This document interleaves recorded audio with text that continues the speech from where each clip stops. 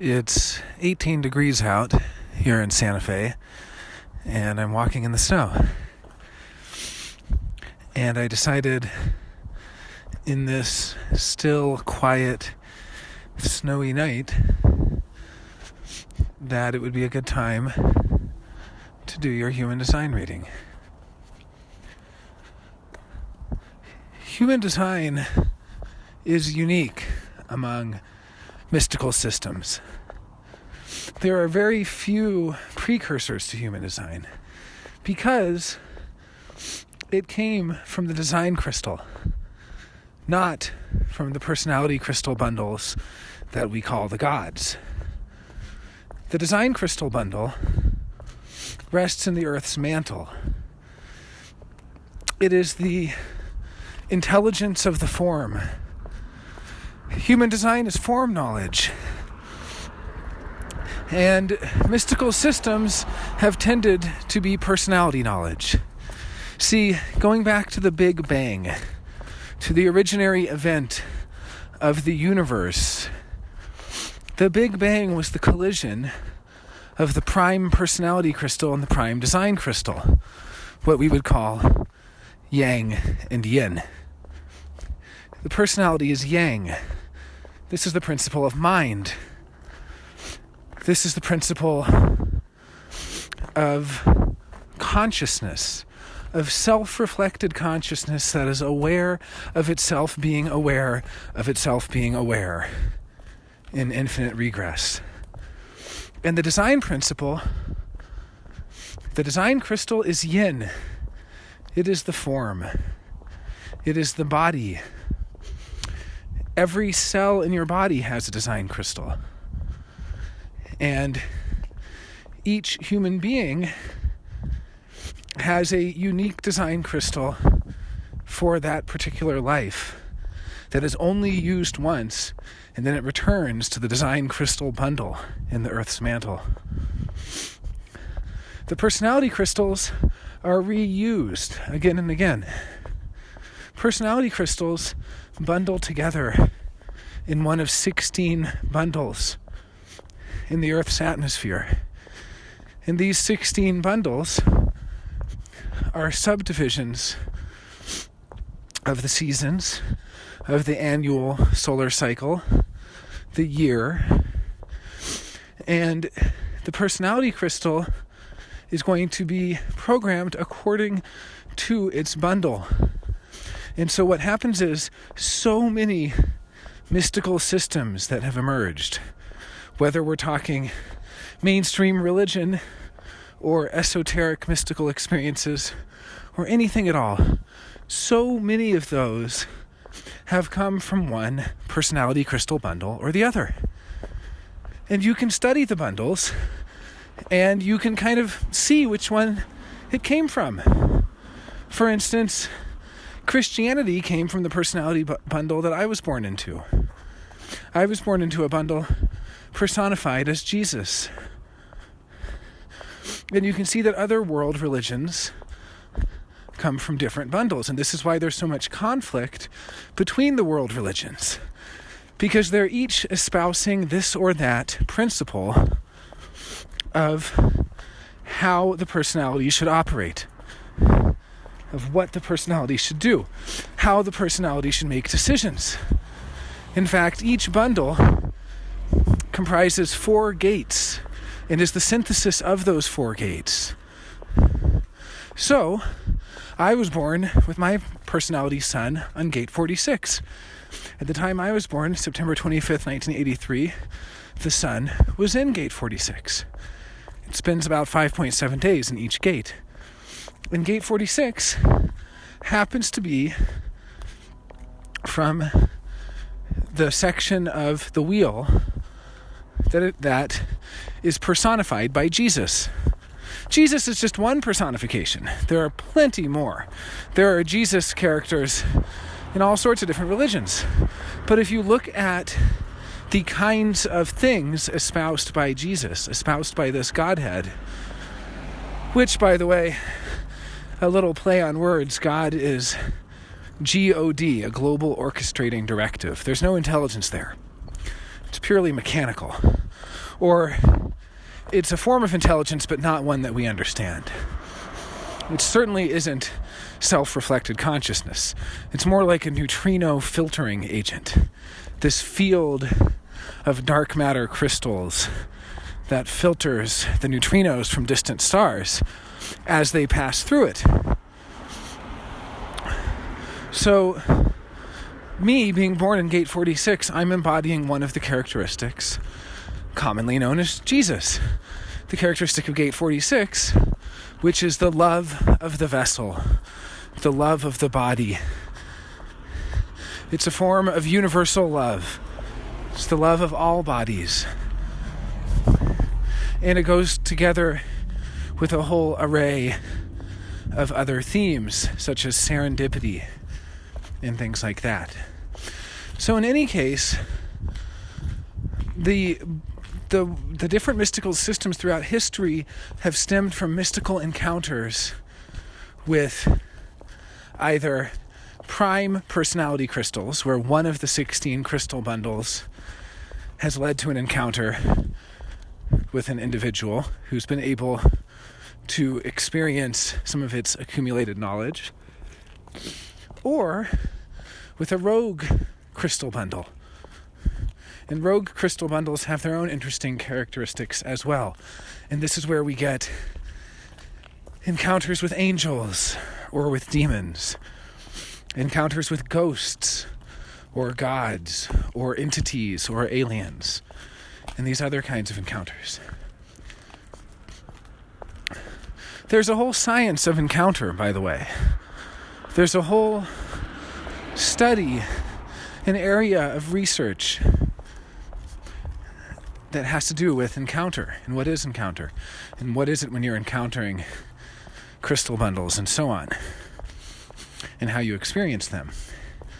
In any case, the human design system came out of an encounter, and it actually came out of multiple encounters, but the main experience of the voice, the primary, what Ra called his encounter with the voice, or what he originally called the encounter with the mother. This 8-day encounter was with the one and only design crystal bundle. And that's what's interesting, is that because there's only one design crystal bundle, anyone who encounters the design crystal bundle is going to gain information or knowledge that is compatible, that has no disagreements. For instance, Taoism. Taoism came from an encounter with a design crystal bundle. Taoism is form knowledge. So everything in Taoism is compatible with human design. But when it comes to personality crystal encounters, one person encounters one bundle and another encounters another, and they disagree, and they have considerable differences.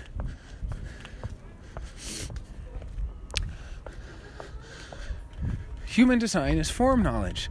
It's form of the design. It's the design of forms.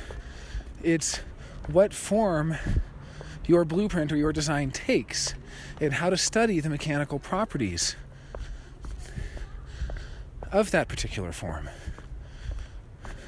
So, the difference between the projector and the generator, and the manifester, and the manifesting generator, and the reflector, these are formal differences. Human design will talk about personality differences in terms of different characteristics, and it'll even talk about the conscious personality, and this is half of your human design chart. But even though the personality is half and the design is the other half, when those two come together, they synthesize into something that is a quantum, which means it is greater than the sum of the parts. It's going to be the channel, which is the real life force. And the channel is more than just the sum of the two gates. It's something that's generated by the combination of those gates, yes, but it's more than that. And it is part of the form ultimately as well. I've heard questions around, well, how is it that if human design is form knowledge, and you're made up of half personality crystal and half design crystal, and you combine those personality and design activations, how is it then that the sum total of those is still considered the form? It's still considered the design. And the reason that human design is form knowledge is because it is telling you about the characteristics of your personality so you can learn to recognize them, so you can learn to watch them. But it is ultimately reclaiming the decision-making power from the personality and giving it back to the design, and giving it to the form, and giving it to the holistic, emergent quantum construct that is the combination of your personality and design activations. It's giving decision-making back to the aura. It's giving decision-making to what is ultimately physical rather than the non-physical. And this is so different from Buddhism, which is about transcending the form. This is so different from so many other mystical systems, which are ultimately ways of keeping the mind in charge and ways of reassuring you of mind over matter. And things like The Secret, where the mind can draw experiences and create its own reality. And everything that's about free will and about the mind's ability to make a decision. One of the basic tenets of human design is that there is no free will, which is to say, the mind ultimately cannot decide. The body is what truly decides. The mind tricks itself into thinking that it decided. But I, as a mind, me, the me that is speaking to you right now, I'm using my mind as an outer authority, as a way of communicating, which is what the mind is for. And as I communicate to you, my mind can't decide if I'm going to like or dislike something. Not really. My mind can't decide if I want something to happen or not. Not really. My mind can recognize, can learn to recognize, can learn to watch when it isn't so busy trying to take control. And that's the purpose of mind, to watch. You're a projector with 3 projected channels, each of which can be recognized. And it is the recognition of that channel that tells you that the other person is correct for you. See, for the projector, the most important thing is not what you do. It is who is in your life. Projectors are here to be conditioned, but they are here to be conditioned with the right conditioning. Conditioning from the right people. And projectors get more locked in than any other type. They get locked in to the people, to the places, to the situations that they say yes to. So it is important that all of your decision making comes from strategy and authority, from waiting, not initiating, from being invited into situations, from being recognized, and from realizing you are recognized from a place of emotional clarity. That feeling of recognition will emerge over time as clarity. You might feel recognized and then realize later that you weren't. Or you might feel unrecognized and realize later that you are. So I'm going to tell you the 3 ways you can be recognized. Now, there's a general recognition that is something that you feel physically, or that comes to you from that place of clarity from the emotional process. But there's also something you can notice. You can notice the variety of ways in which you can be recognized. Because all that's ever recognized in the projector is the projected channel. And it is the recognition of that projected channel that allows that channel to operate. See, I know a projector who only has one channel. So anytime he's recognized, it is only ever for that one channel. That channel is the 2551. It's the channel of initiation. It's about initiating people into things, being the first one to take them to a place, the first one to tell them some information, the first one to play a certain role in their life. And I met this man in person when I was in Chicago for the astrological conference, and he was one of the only other people there who knew human design, so we became fast friends. And over the course of the week, I sent a number of people to him to have their first human design reading. Now, I didn't do this knowing his chart. I didn't do this consciously thinking, oh, he has the channel of initiation. I'd better, send people his way. I did this because I recognized him.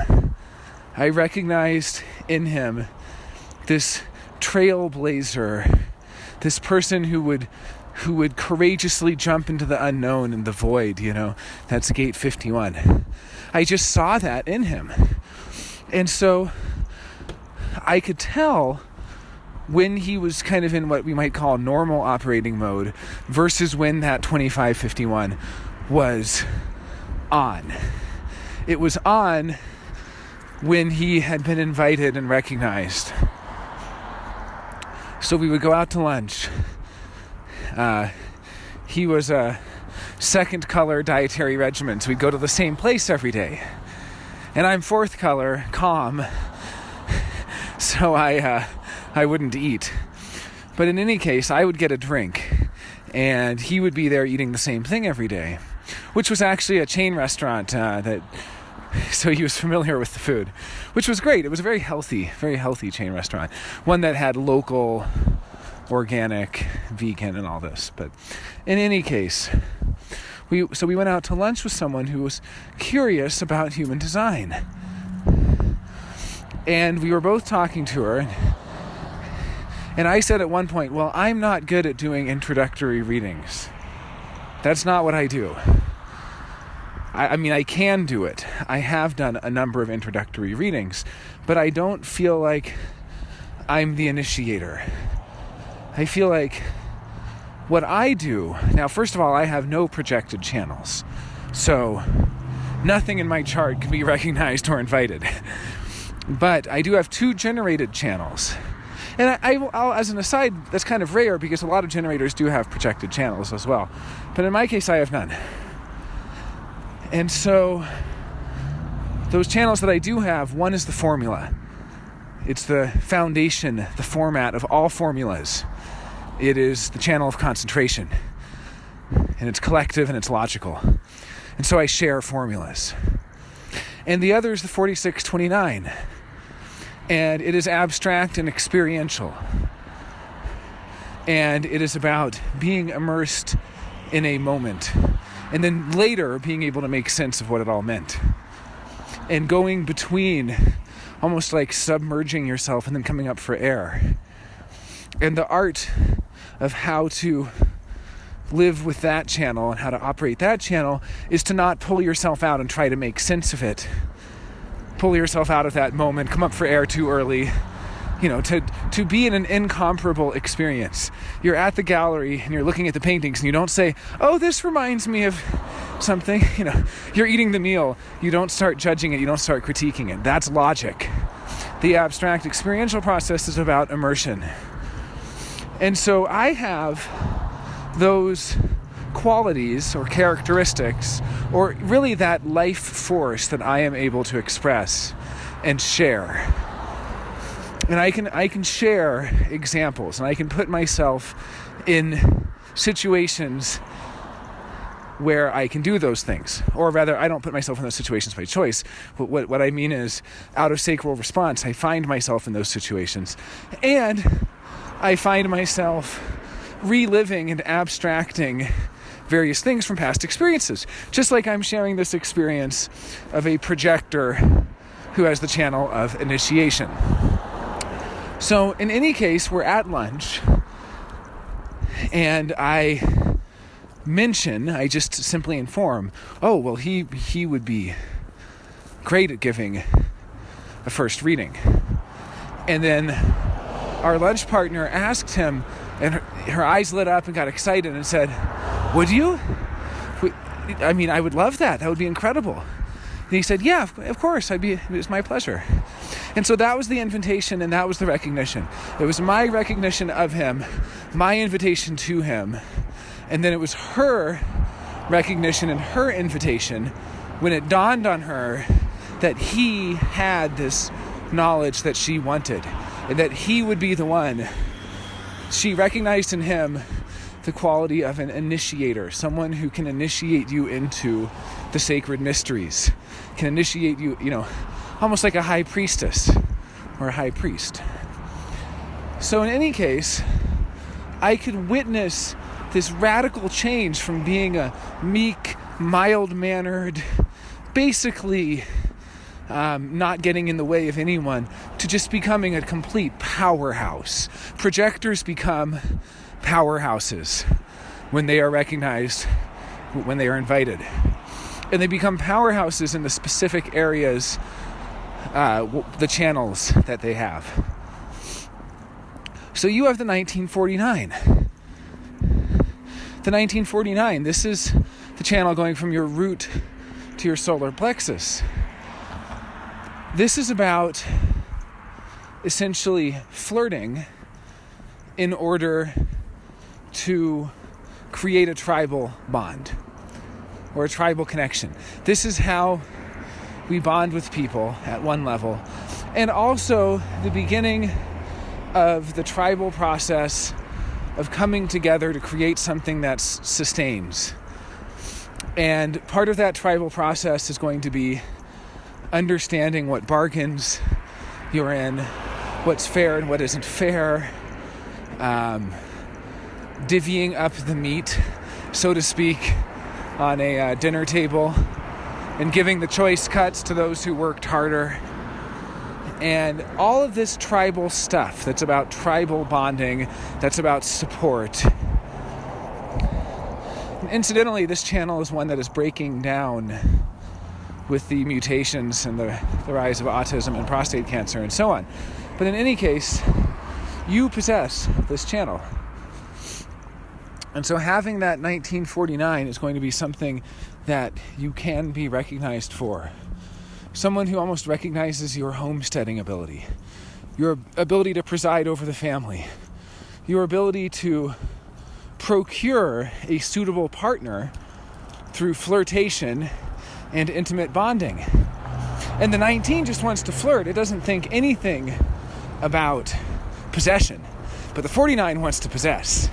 And so it says, okay, you've flirted with me, and I like what I see, so now you're mine. And you're not going to flirt with anyone else. This is where jealousy comes from. This channel is the source of all jealousy. It's the root of the tribal process. It comes from the root center. So it's the fuel of the tribal process that continues on through the 37 and 40. And so this 1949, this is this foundational tribal life force. And that is something you can be recognized for. Then you have the 8-1, this verbal gunslinger, verbal creativity, this ability to express creatively. One, the creative, all yang. And this is individual. So here it's people who recognize your individuality, who recognize your uniqueness. And it continues on with the 43-23. The channel of structuring. And so the channel of structuring is about knowing or not knowing. So when someone recognizes that you know something, they are recognizing you. When someone recognizes that you are mutating with your language, that you are actually coming up with entirely new things, they recognize you. Both channels connect to the throat, and both are mutative. The difference is that the 8-1 is going to be about self-expression, because it's from the G center. The 43-23 is going to be about concepts. It's how do you structure the concept. You may understand something, and the challenge is to explain it. So someone who recognizes your process of explanation, recognizes when you are able to explain something well or when you're struggling. They notice it. They see what you're doing. That's what recognition is. It's literally just seeing what the person is doing. Oh, I see what you're doing. You're trying to explain something that you already know, but you don't know how to explain it. You have that concept, but it's not yet structured. And you're waiting. You're melancholy and you're bored, hoping that something will happen that will allow you to give it expression. See, this is recognition. It is about seeing what people are doing. And so many people will not see what you're doing. You're going to be invisible to them. They'll have no idea what you're doing. No idea what you're about. It's like someone who recognizes that tribal process. You're flirting with them, and if they don't recognize you, they're just going to see that flirtation. If they recognize you, they're going to see this is the energy to build a connection that doesn't go away, that's not transient. Tribal is about building something that lasts. Yes, this person's flirting with me, but they're not just flirting with me in a frivolous, experiential way. See, if someone misrecognizes you, they will take that as part of the abstract collective process. Because the collective process only cares about, at least at the abstract level, having new experiences. And so they might misrecognize that and go, oh, here's someone who's flirting with me, who just wants to have a new experience. But if they recognize you, they will see that in the potential of that flirtation is something lasting. That you can be their friend. That you could start a family together. Tribal energy, that you could start a business together. And that if you did, you would know what is fair, and you would have the energy to put into making sure it's fair. See, the 40-37 gets to set the bargain, but it doesn't have the energy to put into that without the 1949. What you have is the tribal root energy. That is the energy to put into connection, the energy to put into intimacy, the energy to put into being close to people and sustaining that closeness, to have long-term friends, long-term partners, to build together. See, the tribe is sticky. It's always sticky. There's always strings attached. There's no such thing as no strings attached unless you're working with a completely collective, or an individual. But as they have tribal, there's no such thing. And the collective has no strings attached if they're experiential, because every experience has a beginning, a middle, and an end. And there might be strings in the middle, but when it's over, it's over. And for the individual, there's no past and there's no future. The individual lives ultimately in the present. An individual discovers fire for the first time. No human being has ever discovered fire. And the individual discovers it and goes, okay, what's next? And the tribe says, we must maintain the tradition of lighting the fire. And the collective says, we must share this information with other tribes so that everyone can have access to fire. But the individual is already on to the next thing. They're carving a stone or a rock or something, They're down the street chiseling away at some other rock, completely having forgotten about the fire. The individual doesn't care about that. The individual cares in a very personal way. It doesn't care about impersonal things. Impersonal care is the domain of the collective. So you have these three channels, and that in these life forces that you possess, that is where each of these channels has the potential to be recognized, to be invited, and to really kick into action. And they can also be dormant. They're dormant when you're not recognized and you're not invited. And they're basically being wasted. And that's what leads to bitterness. When you have these gifts, this life force energy that is rotting on the vine, it breeds bitterness. You become sour to life.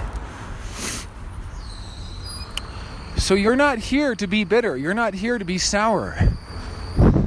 You're here to find success. And that happens when you're around the right people. Having the right people in your life is paramount for the projector.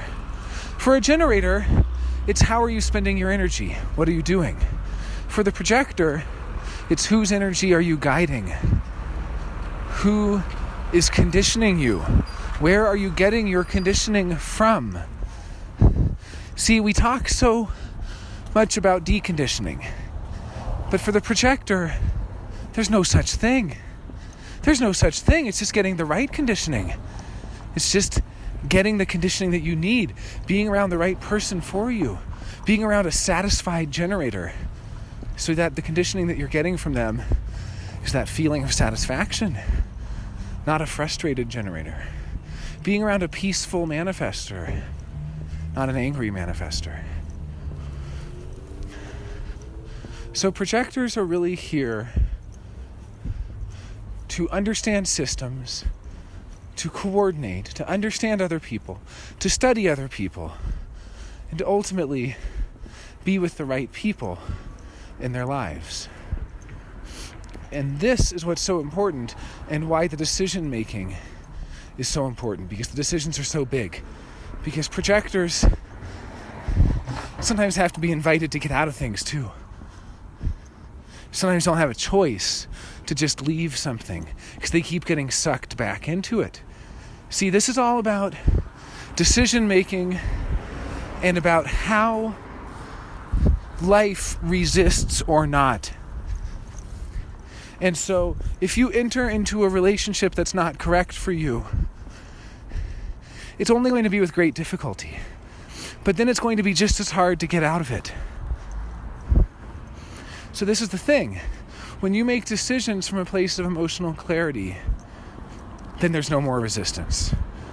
And a projector who is living their design is moving through the world like butter. They are just moving through the world in a way that no other type can understand. See, everyone thinks the manifestors have it easy. No. People are constantly getting in the way of manifestors. People are constantly trying to control them. People are threatened by manifestors. And they're constantly at odds with everyone. And manifestors aren't informing enough, so they're breeding resentment from people. The projector is the one who can move through the world with ease and grace. And that's what they're here to do.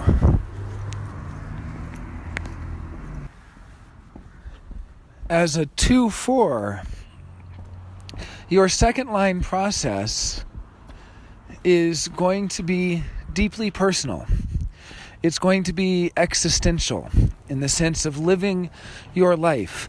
The most beautiful moments can occur for the second line when they're just being, or doing the dishes, or walking, or looking at the trees, or, the second line is the most existential line.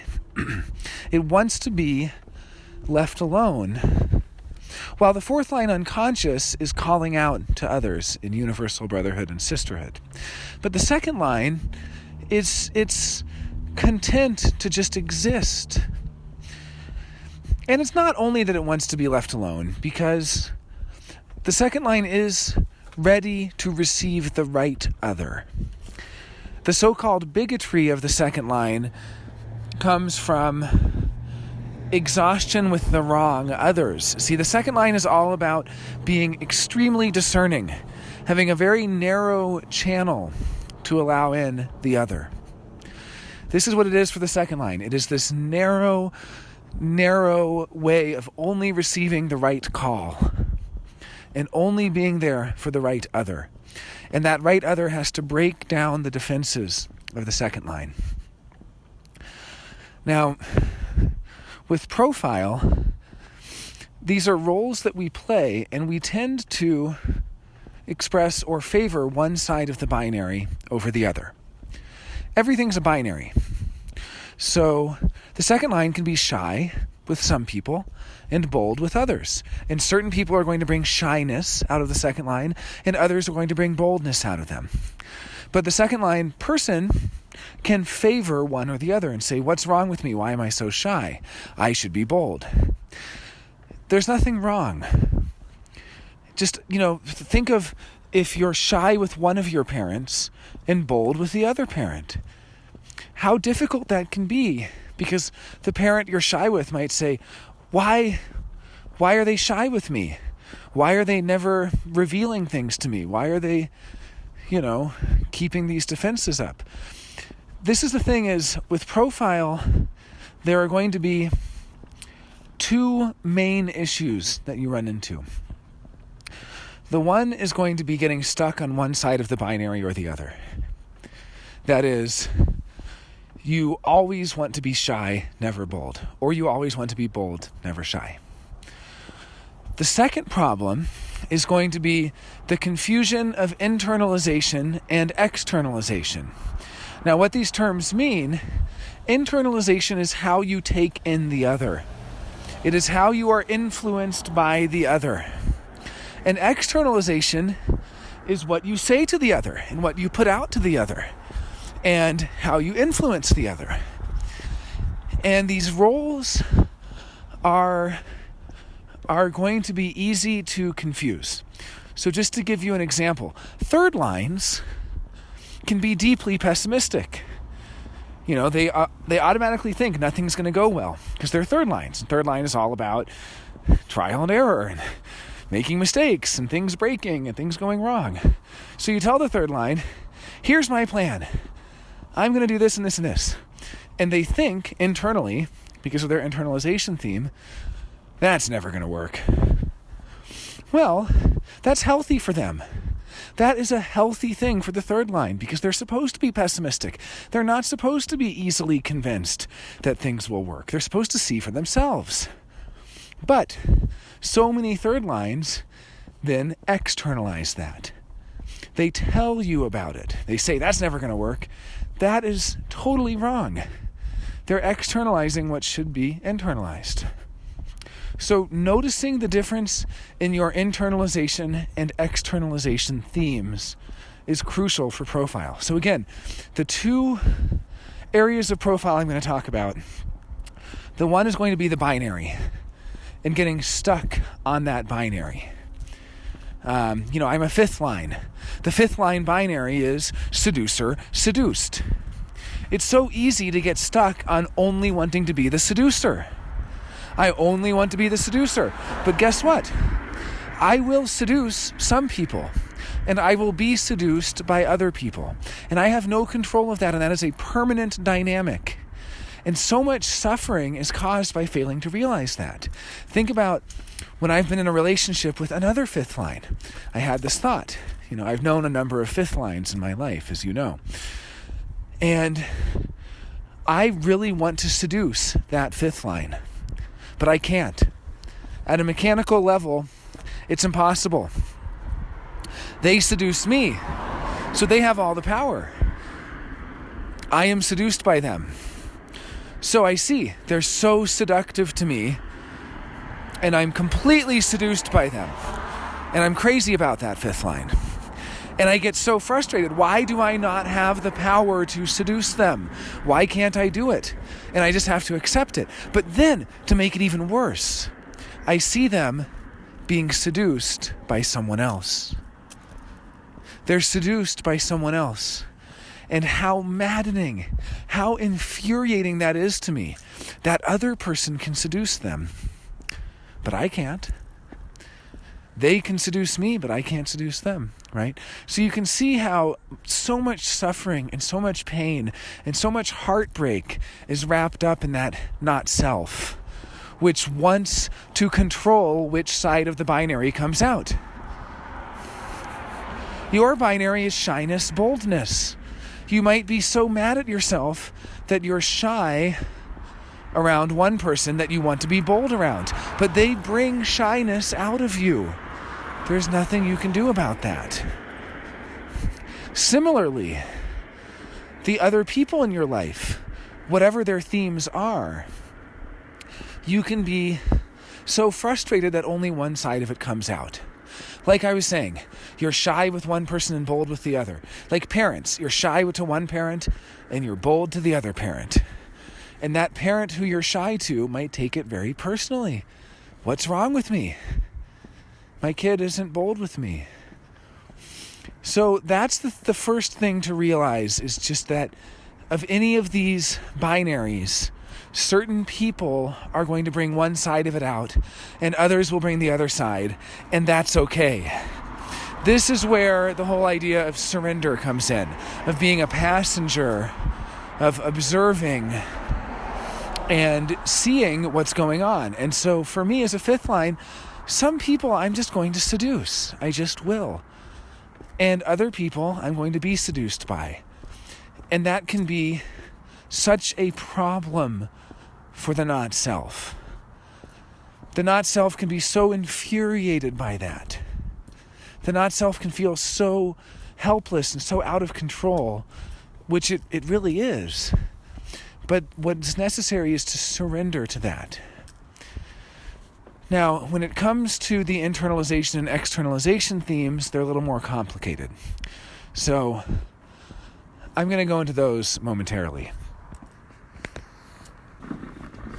At the individual level, your internalization role is the Hermit, and your externalization is beauty.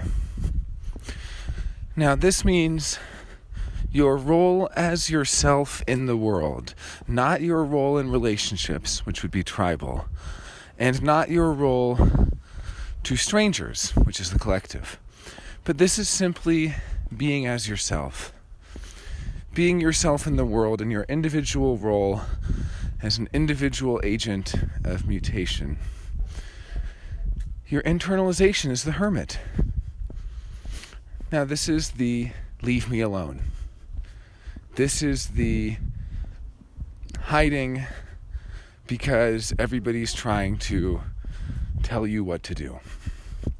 And it's an internalization role, which means it is so correct for you to resist so many of the calls. But it's not correct to externalize that. You don't have to tell people,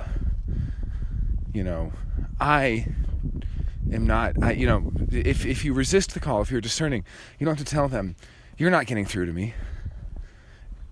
Because that's how you internalize. What you externalize is beauty.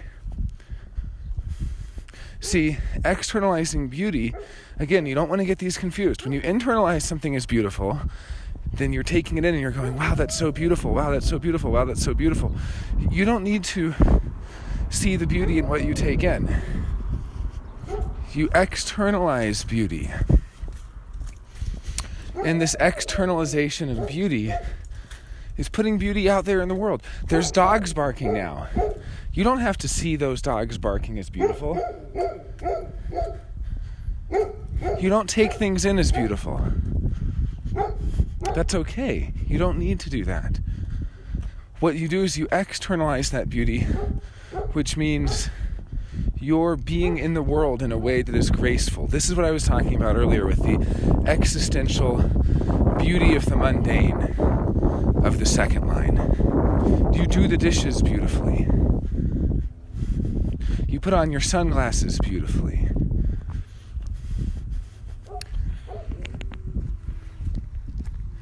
At the collective level, your internalization role is the bigot. The bigot. To be bigoted, to be prejudiced.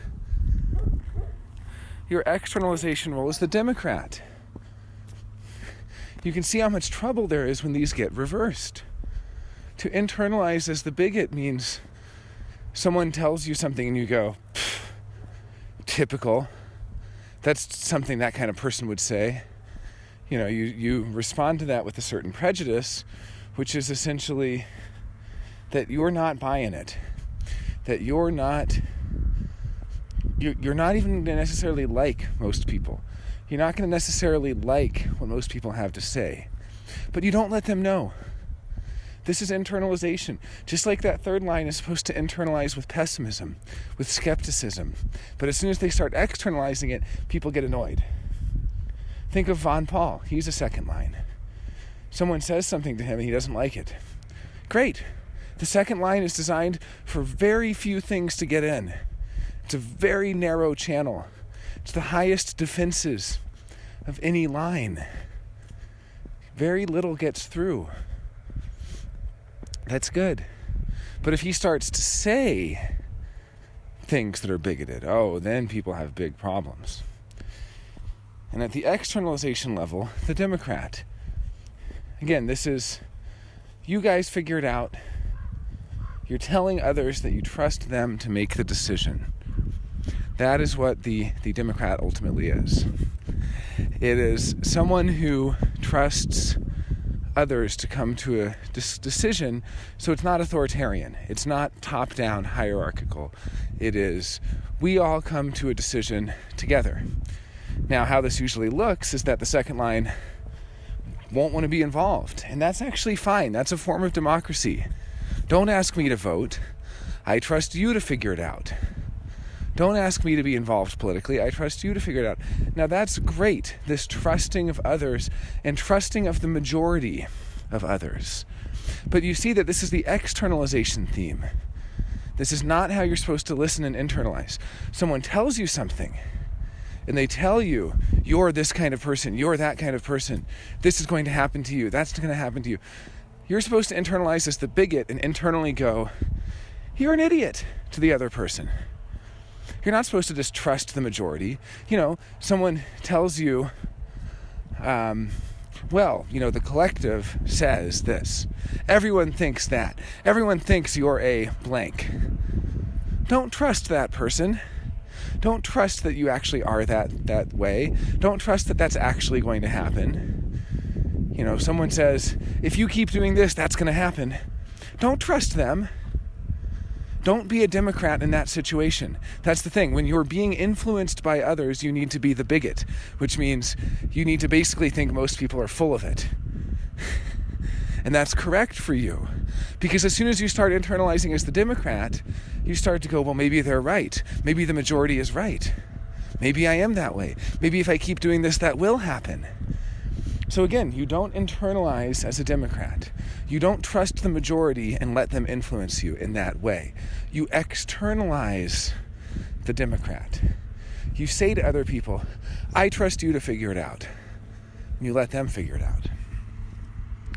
Then finally, the tribal roles. At the internalization level, the loner. At the externalization level, the giver. Whew. We don't usually think of hermits as givers, do we? But they are. They are when they are called. They will become super givers. They become nourishers. This is the nourisher-depleter thing. Your natural way of being in the world is the depleter until you're called. And that's okay. That's okay. I was hanging out with the second line last night. We went to a bar. And it was cash only, and he ordered a bunch of drinks and didn't notice, because he's just existentially living off of the land, so to speak. And I had to pay for them. And then later, we were at a place that had a card, and he still wouldn't pay for my food that I ordered there because his card was almost maxed out. And he needed me to get him a lift the other day, too, because it wasn't connected to the right bank account. So he's, anytime I hang out with him, I'm going to spend money on him. If we were to keep track of it, the sum total of money I've spent on him is far more than he has spent on me. It's the second line. My dad carries the second line. Same thing. Wherever we go, hey, can you spot me $10? Or, it's always going to be this depleter thing. But then I ask my dad, hey, can we take your car down to Portland this weekend, I need to pick something up for this and this. He's on it, if the call gets through. If the call gets through. Not every call is going to get through. But this is the binary of the second line, that you deplete. You live off of the land. And that's okay. Think about Von Paul. How much he is depleted. Everyone around him. He gets free food. He gets free places to stay. He steals sometimes. This is depleting from his environment, but it is correct for the second line. It's correct. So the externalization is the giver, because the second line has so much to give when they are called. And the internalization is the loner, which is that when it comes to relationships, when it comes to tribal roles, they're always ultimately going to take things in as someone who wants to be left alone. And that's correct also. Now to talk about your fourth line roles. The fourth line roles are also present, but being unconscious, they are more automatic and they might not be noticed as much. So your fourth line individual roles are the opportunist as an internalization and tension as externalization. So what this means is when you take things in, you look for opportunities.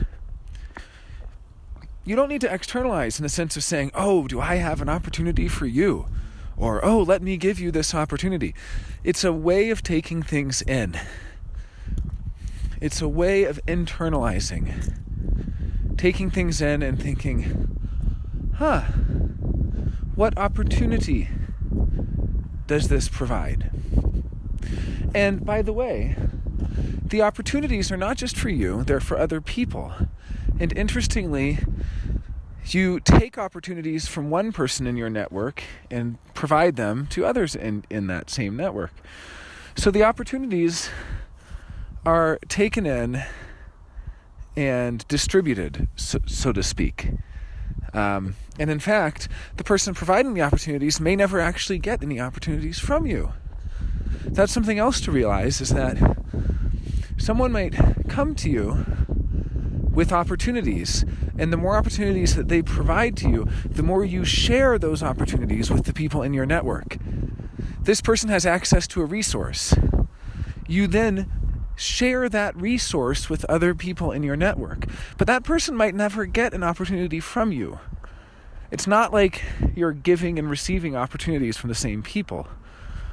And the other interesting thing is, the more you get the opportunities from that person, the person with the resource becomes less important to you and less valuable, and may even be less of a friend. Someone has a boat, and then you're able to throw parties on their boat. Well, the person who has that boat may never get anything from you, and may even grow quite distant from you. In any case, the opportunist is the internalization role. When you're taking things in, you're noticing the opportunities there. Now, the externalization role of the individual is tension. This is the fourth line at the individual level. And this means that you externalize tension in that you're putting tension into other people. And that's correct. You don't want to internalize tension. You don't want to take things in terms of how might I use this to add pressure to myself. That is not the way to do it. The opportunist actually, while you're internalizing, you're an opportunist. You're taking things in terms of seeing that there are opportunities. But when you're externalizing, you're putting tension on other people, saying, well, how are we going to do that? Well, let's get it done. Are you doing your part to get it done? And so on. And making others tense, because tension is a motivator. The motivator to relieve that tension, the motivator to do. So you're putting that tension into other people, and this is correct. Now you can see how bad it is if you get it backwards. Someone says something to you, and then you apply that tension to yourself, and you have tense shoulders, and you have a tense, stressed out feeling of having to get something done. No, you're not here to internalize tension. You're here to externalize it. At the collective level, the internalization is the fatigued. Because anytime you have a fourth line, you have a lot of interaction with other people, and it carries with it the fatigue. The fatigue of dealing with the homogenized world. The fatigue of dealing with the daily grind. The fatigue of being in the world, of being a node in the network. There's tremendous fatigue. And again, this is an internalization role. When you take things in, it is with fatigue at the collective level. Now, you don't want to externalize that fatigue. Oh, I'm so tired. Oh, I can't put up with all of this hard work and all these people and all this human interaction. You don't want to externalize that. You've probably heard of the New Age the secret, right? And there's this whole idea of what you externalize becomes your reality. Well, that is not true for most people. But for fourth lines, in some sense it is. In some sense it is, because what the fourth line externalizes, it influences others and so on. So if you're externalizing fatigue, then people are not going to offer you those opportunities because they'll say, oh, that person's too tired and so on. So internalize with fatigue. Now the externalization is the abdicator. This means as soon as the group disagrees with you, you give up. You give up your role of power. You abdicate. As soon as the collective says, we want something else, you say, oh, okay, let's do that something else then. And this is the externalization in the sense that this is how you can work with others, by giving up, by abdicating, giving up that position of power in favor of what they want. But again, you don't want to abdicate as you internalize. And finally, the tribal roles. The internalization is the companion. The externalization is the magnanimous. Magnanimous. Fourth lines can be so magnanimous. This is where we get humanitarian aid and humanitarian efforts. This is where we get so much of the idea of brotherhood and sisterhood and magnanimity, which is generosity. But again, you're not going to be generous to the people who provide the resources. You're going to take the resources from them to share with others. And being the companion as you internalize. As you take things in, you basically are able to build trust with that person by them confiding in you. But remember also that the confidant role is a binary. You will also confide in others, and you don't get to choose if you confide in them or if they confide in you. To recap, the most important thing about the roles, the two most important things are realizing both sides of the binary and surrendering to whichever side of the binary is brought out in your interaction with the other person, and not confusing internalization and externalization. Realizing that you're meant to take things in a certain way and you're meant to influence other people in a certain way. And when you start to influence other people with the internalization themes, it goes awry. These really can't be mixed up without problems. And so many people are mixing them all up. I guess I would say if there's a third issue, it's that people confuse the roles. You have a first line who's an authoritarian at the collective level. Well, that's not going to work at the tribal level. You can't be in a close, intimate relationship with someone and be an authoritarian. And so on. Next, we'll look at the not-self themes of the undefined centers. The undefined centers are in a hierarchy. They go from the strongest to the weakest in terms of not self-conditioning. The strongest conditioning is going to be the most insidious. It's the foundation which everything else is built on.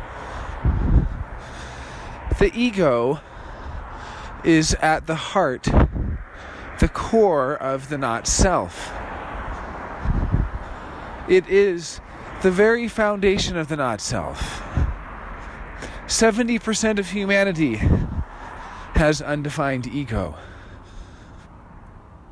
which means 70% of humanity feels threatened. The ego is all about threat. And it has to do, at a fundamental level, with whether you have the willpower or not, and whether you're threatening or feeling threatened. And part of this willpower is the ability to enter into the tribal bargain, to make a promise, to make a commitment. You'll notice tribes are always threatening other tribes. Tribalism is the world of threatening and being threatened. Racism comes from being threatened by other ethnicities. Sexism is being threatened, having your gender or your sexuality called into question, and so on. The ego center is at the heart of all of this. It is the foundation of the not self.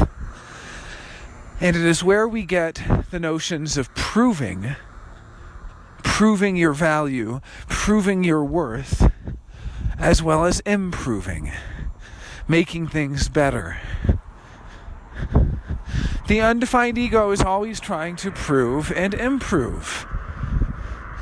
It feels threatened, and so it wants to get better. It wants to improve itself in the hopes it will no longer feel threatened. The undefined ego wants to be more beautiful, stronger, to have more capacity, to have more restraint and self-control. It wants to prove how hard it can work, how much it can do for the other, how much it can carry, how much it can put up with.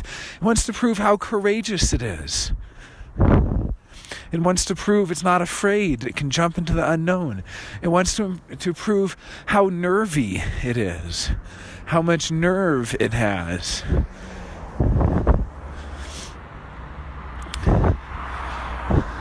It's always trying to prove and improve. But there is nothing to prove or improve. This is the thing to realize. With undefined ego, you don't have to be first. You don't have to do something before everyone else does. You don't have to compete.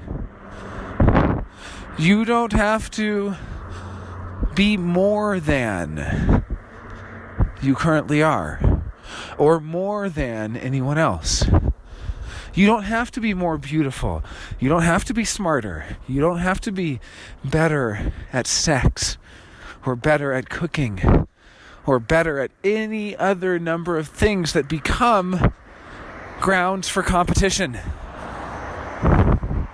The ego is the center of competition. With undefined ego, you don't have to compete. You know, the ego has feelings. People say, oh, feelings, that's the solar plexus, that's the emotional center.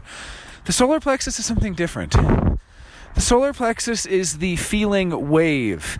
It is the emotional wave, which is something like a wave that goes between intoxication and sobriety, or pleasure and pain, or excitement and boredom, or all of these things. It is different than the feelings of the ego center. The ego is where you get your feelings hurt. The ego is where you get offended. The ego is what cries. The ego is what feels not enough, what feels inferior. The ego is what is hurt and heartbreak. It is also called the heart center. And this is why heartbreak touches us to our very core. 70% of humanity out there with no defense against heartbreak. 70% of humanity whose identity is wrapped up in what they are not. This is what happens. The open centers become areas that we identify with. We say, this is me, and it's not you. It's the not self. But everyone who has the undefined ego thinks, this is me. This is me. I am this. And it's simply not true. Having an undefined ego, there's a constant temptation to prove yourself. There's a constant temptation to prove someone what a good person you are, what a good friend you are, how much you care. You want to demonstrate to them. To demonstrate, to show them, look how much I care about you. Look what I'm willing to do for you. Look how hard I'm willing to work for you. Look how much I'm willing to sacrifice for you.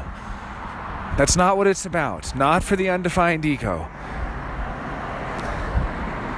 Demonstrations, proving, giving. It goes so deep. People spend their entire lives making every decision ultimately in terms of, will this prove to others and prove to myself that I am good? Will this prove that I'm beautiful? Will this demonstrate how attractive I am? Will this prove how smart I am? Will this prove what a good friend I am? And so on.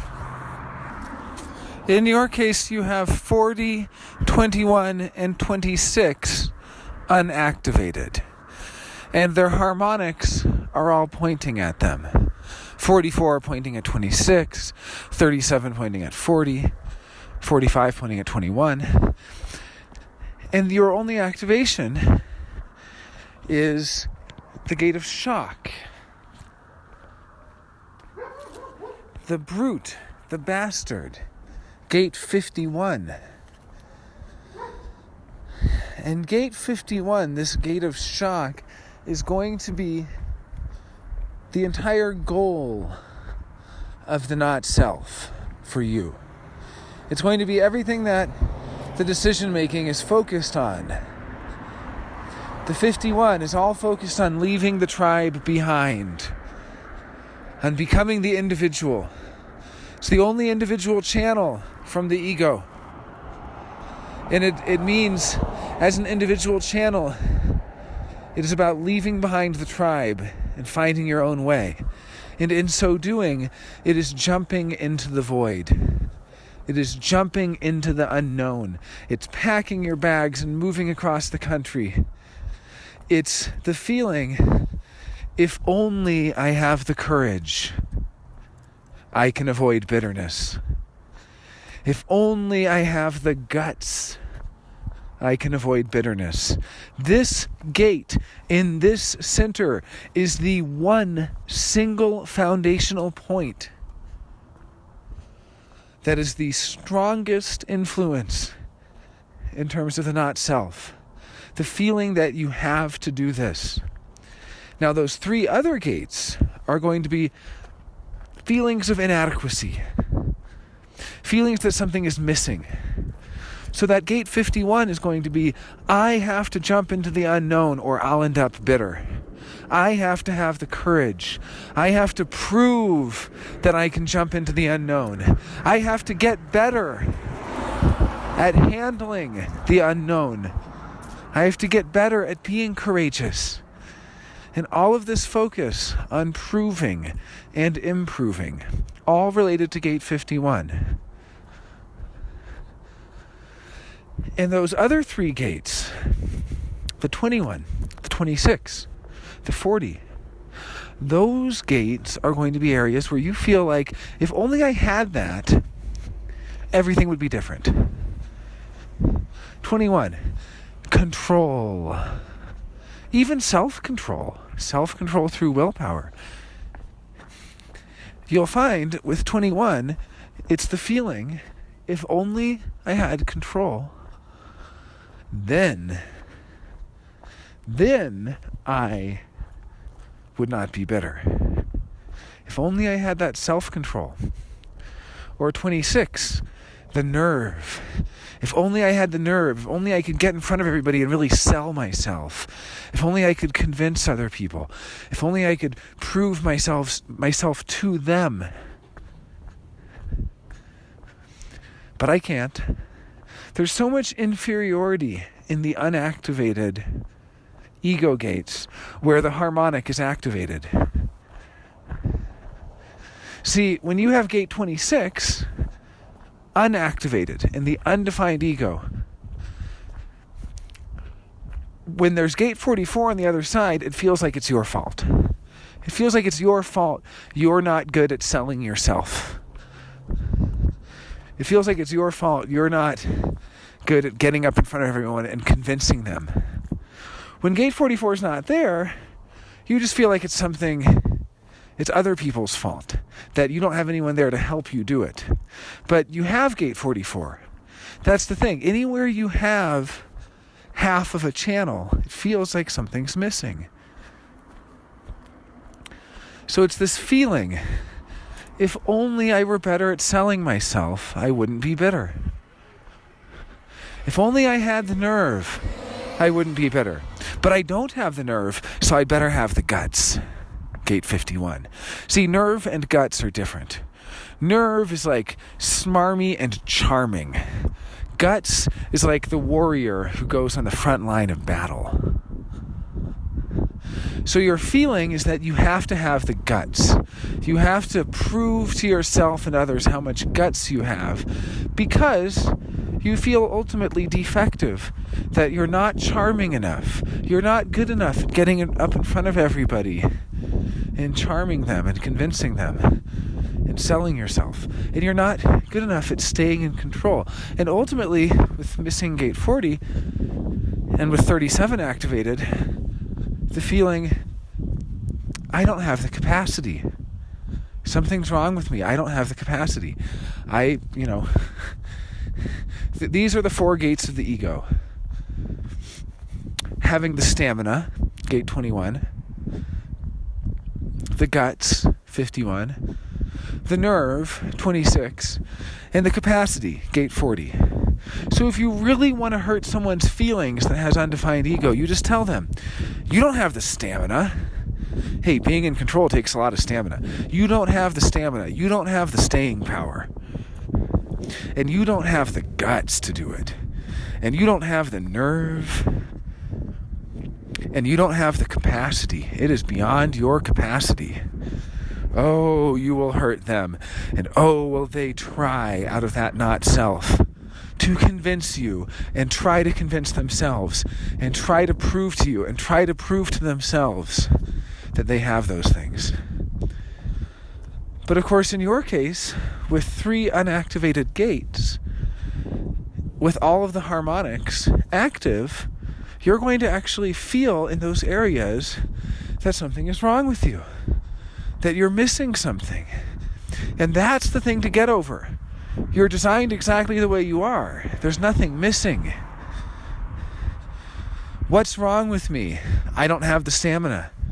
What's wrong with me? I don't have the capacity. What's wrong with me? I don't have the nerve. There's nothing wrong with you. And you don't have to make up for those perceived inadequacies by proving to everyone how gutsy you are. By proving to everyone how shocking you can be. And how tough you are to resist that shock. And how unafraid you are. How brave you are. See, this is the core of the not self. With this undefined ego. This feeling, I can avoid bitterness if I prove to everyone how brave I am. 851, right there. If I prove to everyone how tough I am. And it's just not the case. That's not the way to avoid bitterness. See, projectors have PTSD about bitterness. Projectors are always expecting things to end up sour. They're expecting that bitterness around every corner. They move somewhere expecting to end up bitter there. They work on a project expecting it to fail and expecting themselves to feel bitter about that failure. They enter into a relationship bracing themselves to feel bitter about that relationship failing. So around every corner, bitterness is lurking. And there's the feeling that you can stave off bitterness, that you can postpone bitterness. And this is the not self. I can avoid bitterness if I'm brave. It's not true. It's not true. The only way to end up not being bitter is following strategy and authority. But the mind wants to trick you, so you have to make a decision, and you haven't waited for the emotional wave, and you're feeling emotional, and there goes the mind going, be brave, don't chicken out, don't be afraid. If you give in to fear, if you give in to that chickening out, then you'll end up bitter. And so you go ahead and you jump into the void, and you jump into the unknown head first, and you have no idea what you're getting yourself into, and you don't wait for that emotional wave. It's such a trick. It is such a trick. And you'll see as we go through the undefined centers that the ego is the foundation which the rest of them are built on. They're cumulative. They add up. And as we go through the centers, you'll see that the others are going to add to that feeling of having to prove and having to improve.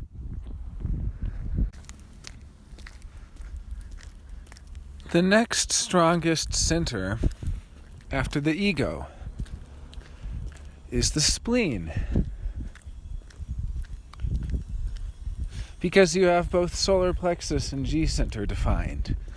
Together, the ego, the solar plexus, and the G center are the three strongest not self centers in terms of their impact. When all three are undefined, it is nicknamed the Heartbreak Hotel. How threatened the undefined ego feels, how timid and walking on tiptoes and hiding and presenting the false self the undefined solar plexus feels, and how lost the undefined G center feels. But you have defined solar plexus, and you have defined G center. So you have protection in these areas of life. Defined centers are protections. It's not good or bad. An undefined center is unprotected, but it's also open. It's the potential for wisdom. Your undefined ego is potentially wise when it comes to knowing who is trustworthy or not, who is telling the truth or not, who has the willpower to do it or not, who has the capacity to handle it or not. All of these things that belong to the ego, and you have the discernment or the potential for that discernment about them. So the next strongest center for you is the spleen. The undefined spleen, fourth in the hierarchy, but second for you, because you have the solar plexus and the G center defined. What is the undefined spleen about? Well, first we have to look at what the spleen is about. The spleen is about safety, security, well-being, feeling healthy, feeling protected, feeling secure and comfortable, and just generally feeling good. It is the feel-good center. That defined spleen is going to have consistent access to that. And with the undefined spleen, it's inconsistent. You feel it when the spleen is activated. Here's a tip for the undefined spleen.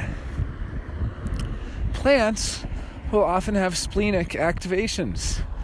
So if you're feeling unhealthy, or you're feeling otherwise, you're noticing the undefined spleen, you're feeling clingy, you're feeling like you want to hold on to things, you're feeling afraid, you're feeling alone, you're feeling, that undefined spleen feeling is just that feeling of it sucks being alone. The undefined spleen wants to be around someone so it can feel good, so it can have access to that good feeling. Well, here's a little tip. Simply go around plants. In fact, very, very close to plants, because the aura of plants is basically on their surface. The aura of the plants, you pretty much have to be touching the plant. So go lay in the grass, or go sit against a tree. I mean, even thick clothing may be enough of a barrier between you and the plants in order to feel their aura. So yeah, being around living plants is a wonderful way to get that splenic feeling without relying on somebody else. Because the undefined spleen can be so clingy and so smothering and so afraid of being left. It can have so much attachment anxiety. It can have so much, don't leave me, don't leave me, don't leave me. And it can be intrusive, and it can be nosy, and it can be pushy. Asking the other what they're doing. Because the undefined spleen wants to make sure the other isn't leaving them. And they end up driving people away because they're trying so hard to hold on. I've heard defined spleens report that they feel completely smothered by the undefined spleen. They feel like other defined spleens are kind of live and let live, let things happen as they may. The undefined spleen is holding on so tightly and is guilt-tripping them and is saying things like, I thought I would never see you again, I thought you didn't love me anymore. All of this manipulative guilt stuff, trying to force the other person to stay there, to provide that splenic energy. So the other thing is, typically the undefined spleen is holding on all the time. But when they're around somebody who has the defined spleen, yes, you might be holding on to them, but they're going to empower you to let go of so much else without really knowing whether it's good for you or not. Someone with a defined spleen can convince undefined spleens to get rid of their most prized possessions and belongings. Then later they regret it. Why did I get rid of that? Well, because a defined spleen empowered you temporarily to feel like you didn't need it. See, the spleen is all about need. What do we need? And it's the center of caring. With undefined spleen, sometimes you can feel like people don't care about you, like you're not going to have anyone to care about you. It's the center of fear. It can be that fear of being alone, that fear of not finding someone to care about you, not having anyone to care about you, or not having anyone to care about. And of course, unique to you, there are going to be particular gates in the spleen. And these particular splenic gates are going to essentially show what your goals of the undefined spleen are. The priorities, those are going to be the activated gates. And then shortcomings, or areas that you feel like something is missing, those will be the unactivated gates, which are being pointed at by their harmonics. And then the third type will be where the whole channel is open. And when the whole channel is open, you're going to feel like it's not your problem, it's other people's problem. So I look at your spleen and I see that you have, right off the bat, only one activation.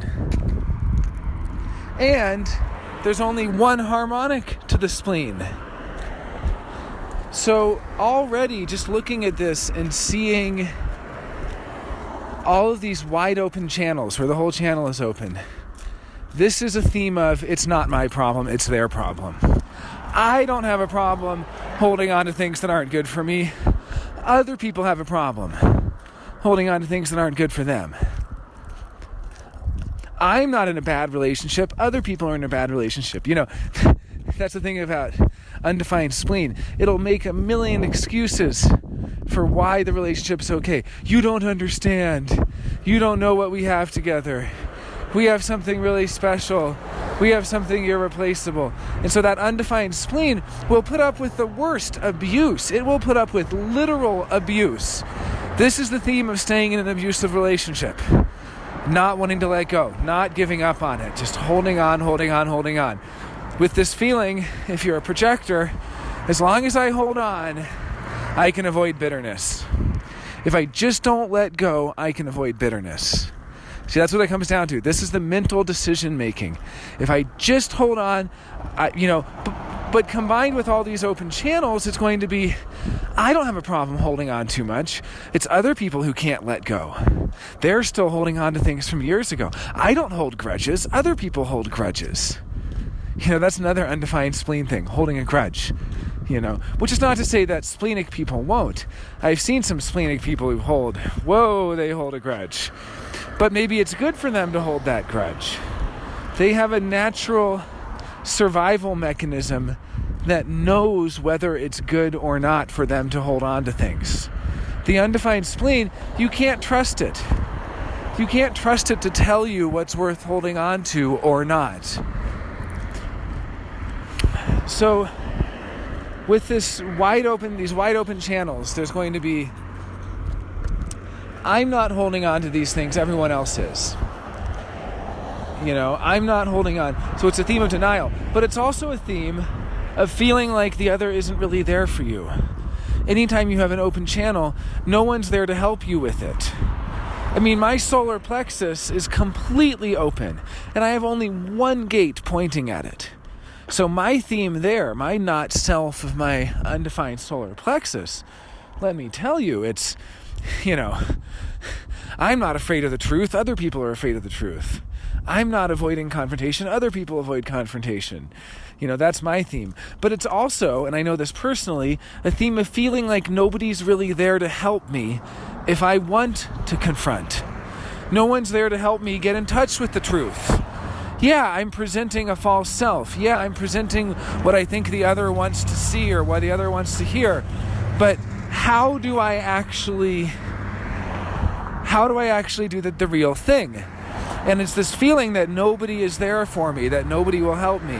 So similarly, when you have an undefined spleen without any of the channels pointing at it or anything, or with only one gate pointing at it, and so much openness, it's the feeling, well, how do I let go of what isn't good for me? No one's even there to help me let go of the things that aren't good for me. I got to figure it out on my own, but they're not there. You look at the 48-16 and you go, that 16 is missing. You go, well, nobody's even there to help me let go of the things that aren't good for me. So I'd better hold on. You look at 48. I'd better hold on to things that bring me depth. See, that's the other funny thing.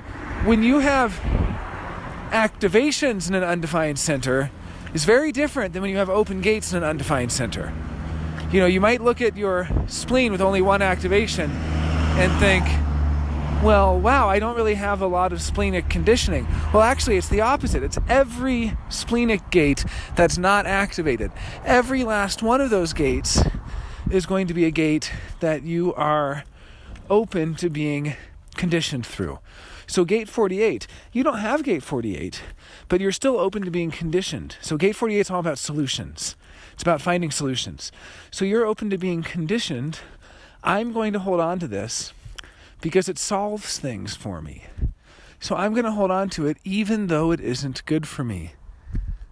Right? It's this feeling, I'm going to hold on to things even when they're not good for me.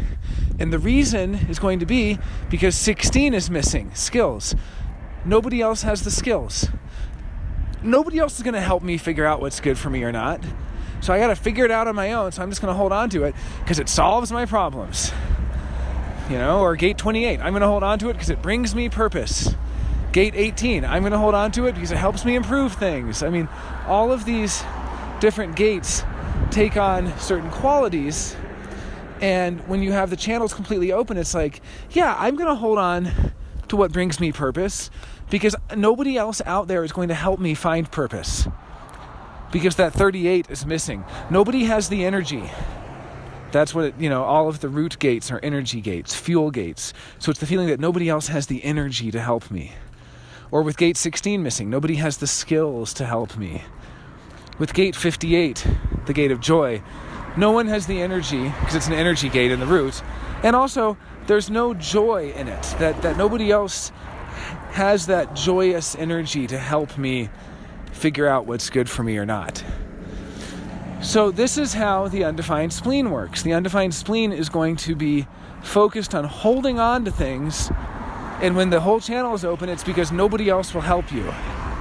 Now, when you have an activation, like you have that 44, there's going to be another thing. It's going to be a goal. So the 44 is about managing material resources. It's about knowing how to deal with other people's egos without offending them, knowing how to manage other people, and it's going to say, I'm going to stick around with this person and hold on to them because I know how to handle them. I'm able to handle them. I know how to handle them. I know how to deal with their big ego. I know how to not step on their toes and not offend them. Because that 44 really knows how to massage egos, so to speak. It knows how to deal with people who have big egos. So then you have that 44 that's going to have a goal, and it's going to be like, if I just hold on, if I just don't let go, then I will have material resources, and then I won't be bitter. Then I will have, because it's part of the channel of capitalism. It's a tribal gate. It's part of a tribal channel that's about making money. It's about, I'm going to hold on to this so that way I will have access to these material resources.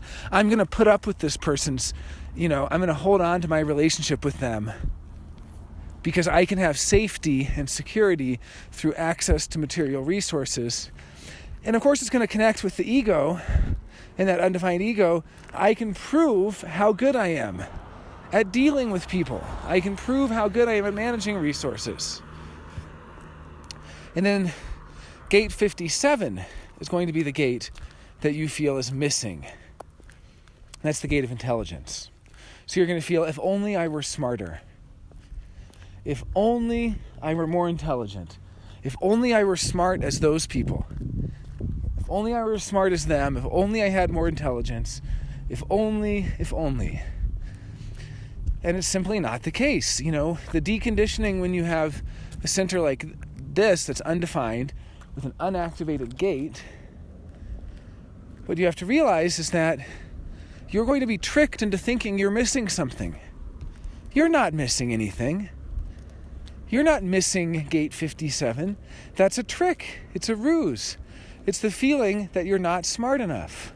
The feeling that if only you had gate 57, that gate of intelligence, then you'd be smart enough. You know that the undefined spleen can be the smartest and the dumbest at once, or at different times, because it depends who they're around.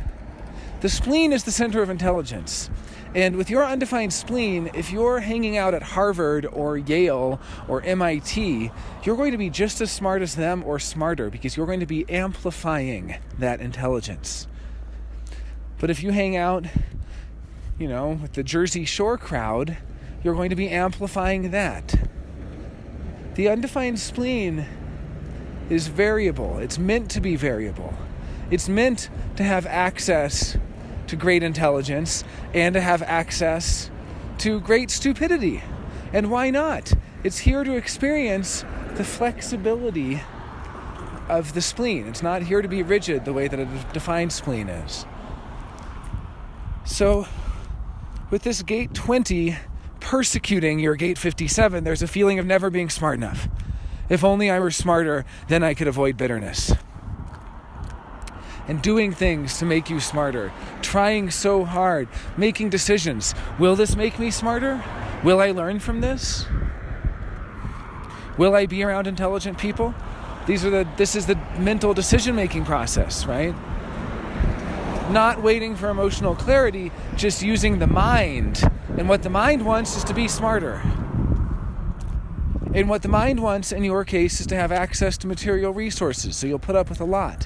That's that gate 44. And all these other things holding on to, with the ultimate feeling, nobody's there to help me figure out what to hold on to or not. Nobody's there to help me let go of things. So I'd better just hold on to what I can. I'd better hold on to the things that give me purpose and hold on tight to the things that solve problems for me. Hold on tight for all those gates. Hold on tight to gate 50. Hold on tight to anything that brings me responsibility. And it's going to tie in with the ego. So it'll be, if I hold on tight to things that give me responsibility, I can prove to myself and to others how worthy I am. I can prove that I have value. I can prove that I'm worthwhile. I can prove that I deserve to be alive on this planet at this time. It's trying to prove your place, because you feel ultimately with that undefined ego that you're not sure. You're not sure if you have value or not. You're not sure what your value is. You're not sure if you're worth anything or not. And so this is how the mind works. The mind is going to be chaining together these not self themes. I'll prove to you how good I am at never letting go.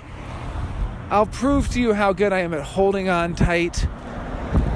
This is what happens when you have the undefined ego with its desire to prove itself, and the undefined spleen with its desire to hold on to things that bring it safety and security and make it feel good. Next is the head.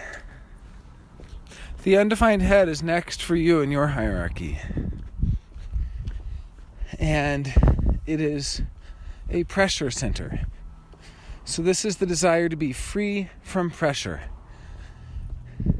Now what I want you to do, I want you to notice these open centers.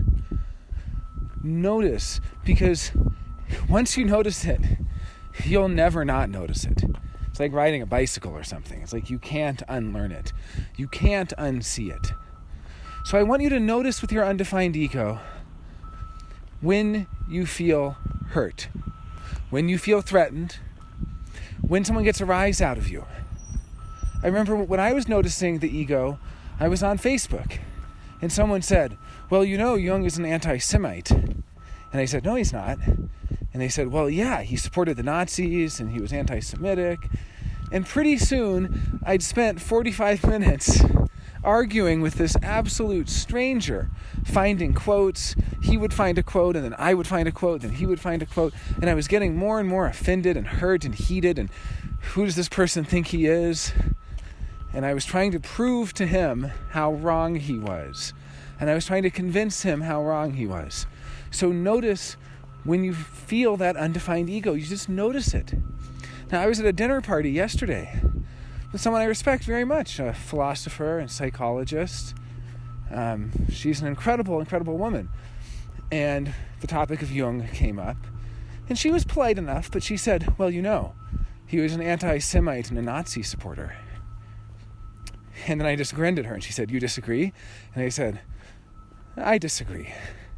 And she said, well, at the very least, you must agree that he overly intellectualized and distanced himself from their atrocities. And I said, well, that's probably true. And she said, but on top of that, I do think he must have been supportive, even if secretly, and so on. And I said, oh, that's interesting, And I literally noticed, it's not like I felt a flare-up of the ego and then I used my willpower to hide it. That's not what happened. I noticed little rustlings of the ego, and then I just kind of watched that happen. And in watching, I noticed how it really didn't flare up like it used to. It just didn't flare up like it used to. It's not something you can control. It's not about control. See, control is an ego thing. So people with undefined ego try to control their ego reactions. I'm not going to be offended by this. I'm not going to be hurt by this. I'm going to control my behavior to prove to you how little you've hurt me. It doesn't work. It's not about control. And it's not about proving. And it's not about, showing how unthreatened you are and all these different things. It's just about watching. You just watch it.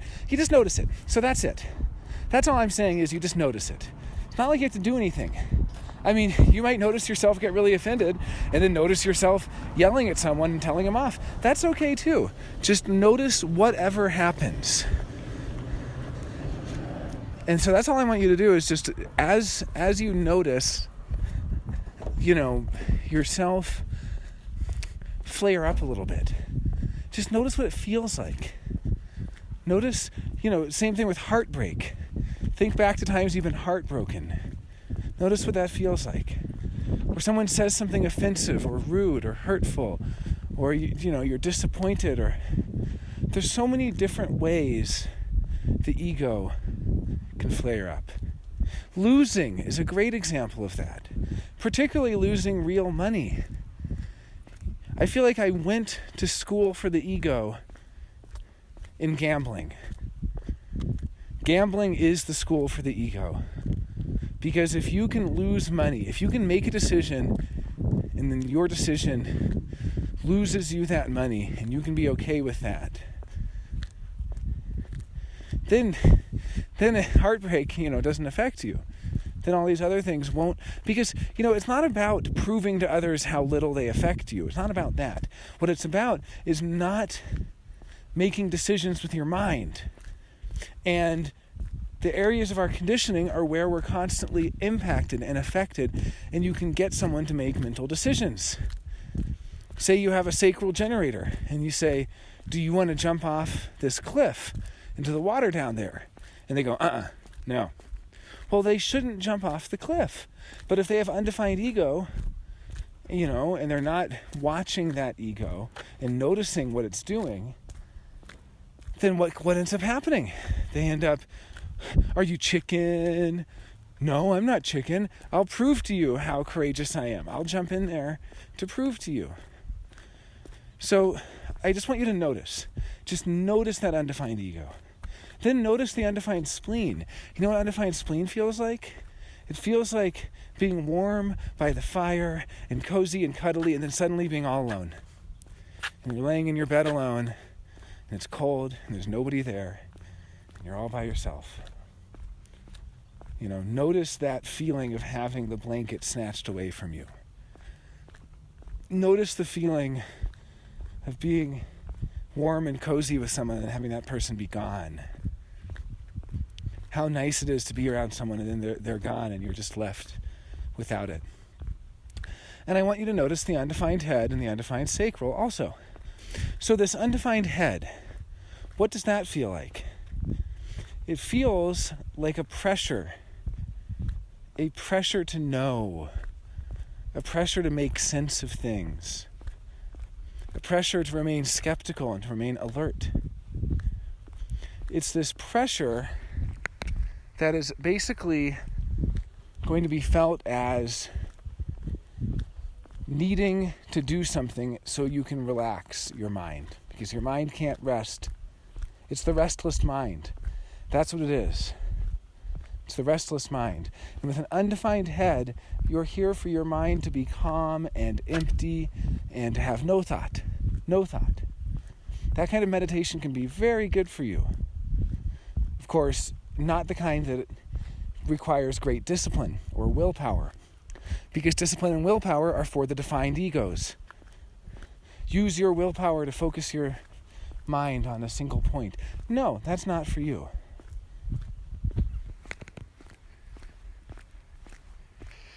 So, with gate 61, this is the gate of returning. Well, 24. It's part of the channel of returning. Gate 61 is mystical knowledge. It's the gate of knowledge, of knowing. It's returning to the thing over and over and over to see if you know. So this is one that can spin around and around in its head over and over and over. Keep coming back to the same thought. Do I know yet? Nope, don't know. Don't know. Do I know yet? Nope, don't know. It's part of that individual stream. Connects to the 4323, which is the I know or I don't know, where the ajna connects to the throat. In this case, it's returning to the ineffable, to the mystical truths, to the unknowable, to the mysteries, ultimately. But in the not self, it can spin a thought around over and over and over. Keep coming back to the same thought.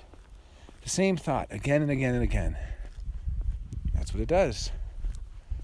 Then with the whole channel, the 6447 open, it's, I'd better try to make sense of this because nobody else is going to help me make sense of it. That's an abstract channel. It's all about making sense of things, putting them into a coherent narrative, trying to understand them. I got to figure out how to understand this on my own because no one's going to help me. But the thing is, you might not have to figure it out. You don't have to figure things out, That's the trick, is the undefined head feels like it has to figure things out. It feels like it has to solve them. It has to answer them. It has to work it out. It doesn't have to work it out. It just has to watch. So just watch when your undefined head gets full of activity, feeling like I have to do this because nobody else will. No one's going to help me figure it out.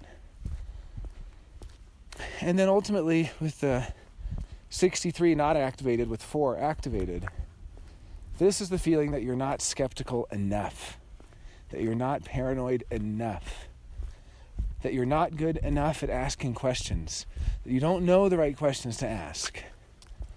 If only I had the right questions, then I'd be free from bitterness. If I had the right questions, then that person wouldn't leave me. I'd be able to hold on to him.